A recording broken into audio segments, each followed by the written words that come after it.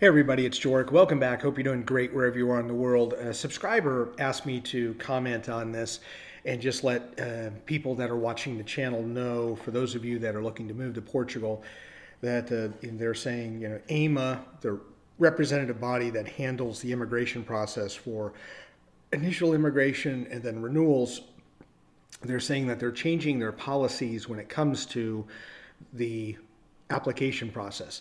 And what's interesting is they're really not. So I just want to go into this article, and I responded to the subscriber just saying nothing's really changing, but it is stuff that I think people should know when you are going to apply for Portuguese residency. Make sure you have all of your ducks in a row, you have all of your documentation needed for that initial appointment at the consulate or however, depending on what country you're in, there's maybe a different process in your home country. Make sure you have all the documentation that is required. Usually the consulate websites will show you, or the organizations that are handling it, the third party, will tell you exactly what documents you need and if they need to be notarized or apostilled. And then the renewal process very much the same. So you're in Portugal and you're just renewing your residency.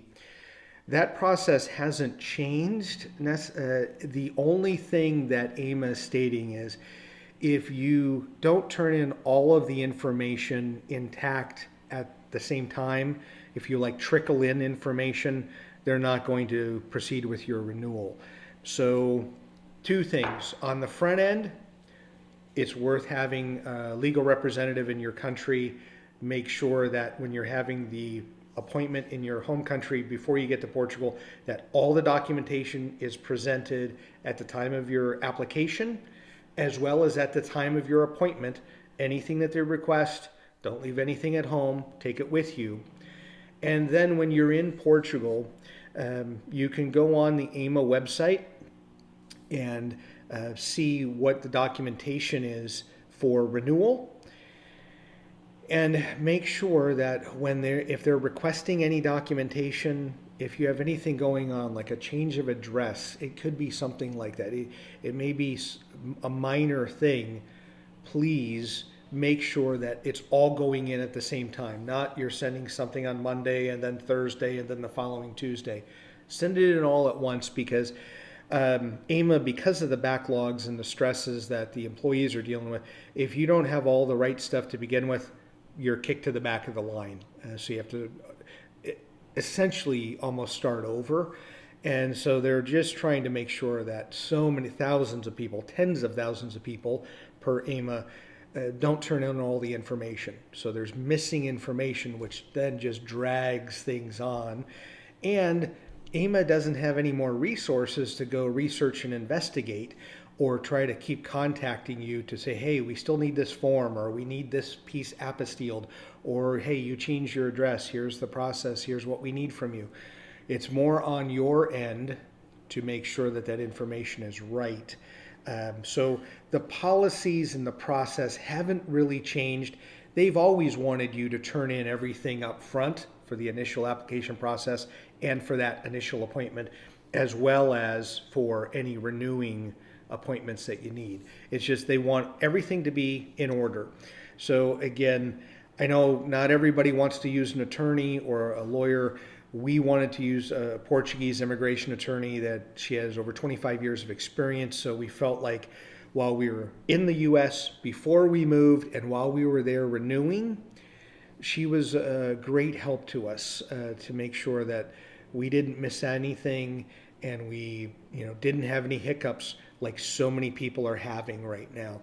So it's very, very, very important to that.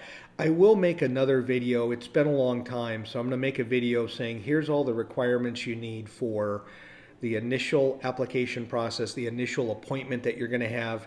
Here's what Portugal wants. And then for renewing, here's the documentation they may need, as well as if you've made some changes. The most common thing that happens in Portugal for the renewal is you change your address.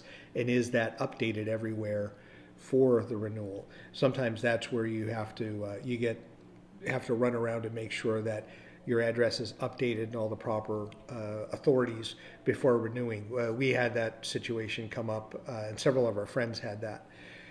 So again, the process is of itself, turn in everything, don't miss anything. Now, the last thing, if you've made it this far in the video, I'm going to throw you a little curveball. Even if you turn in everything that it says to turn in, it doesn't mean that the representative is going to stamp it and say approved.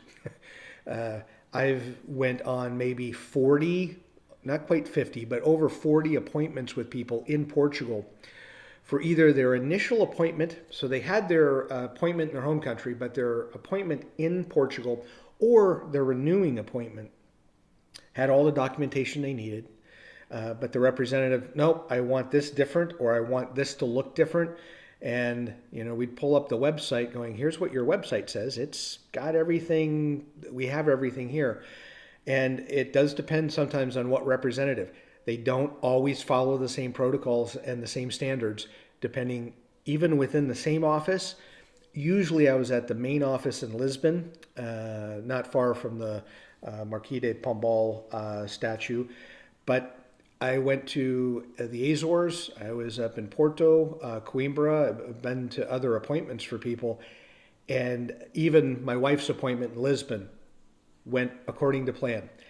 My appointment was a month later in Angro do Erasmo in Terceira, and in the Azores.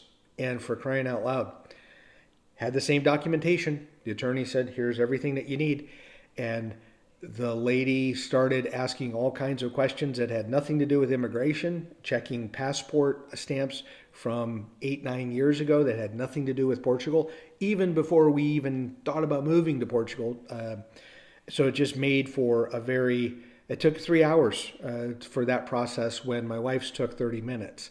So it was, you never know what you're going to get. Just please make sure you have all the documentation. I'm going to make videos so that you have kind of a guide for here's what you need to begin, and here's what you need to renew or to think about, especially when you're renewing. So I hope this answers the questions. The process has not changed. It just is the same. You need to have all the documentation all along the way. Otherwise, they're automatically going to kick it back to you and say start from scratch or make another appointment.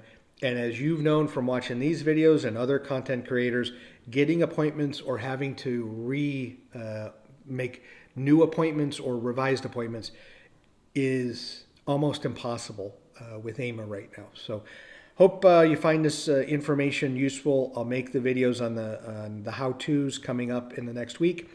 And I appreciate you watching, and enjoy your travels.